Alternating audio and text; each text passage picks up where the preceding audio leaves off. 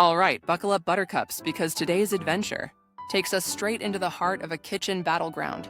I decided, in my infinite wisdom, to tackle a ridiculously complex baking technique.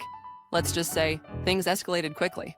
It all started with a recipe, a beautiful, glossy, intimidatingly detailed recipe that promised a dessert masterpiece.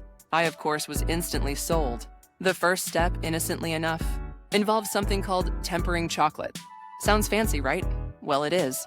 And it's also the first sign that you're about to enter a world of melted chocolate rivers and rapidly setting, impossible to work with globs. I followed the instructions, meticulously, or so I thought. But my chocolate, rather than transforming into a silky, smooth dream, decided to stage a dramatic separation. It seized. It became grainy.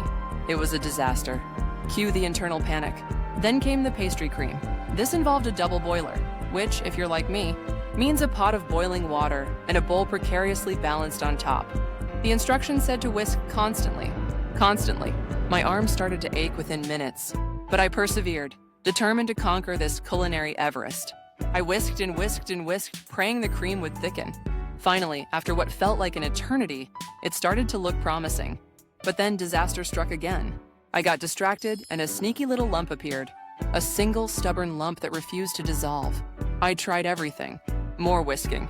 A quick pass with an immersion blender. Nothing. The lump remained, a tiny, defiant monument to my baking failures. Next came the assembly. The recipe called for delicate layers, precise measurements, and a steady hand. My hands, however, were anything but steady. The tempered chocolate, now a hardened, brittle mess, shattered as I tried to spread it. The pastry cream, still harboring its pesky lump, oozed out the sides.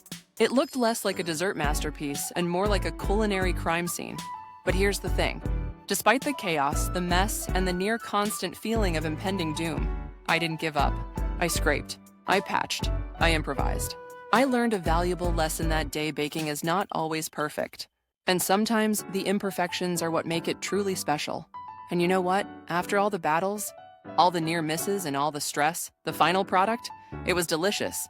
Maybe not a masterpiece, but definitely a triumph.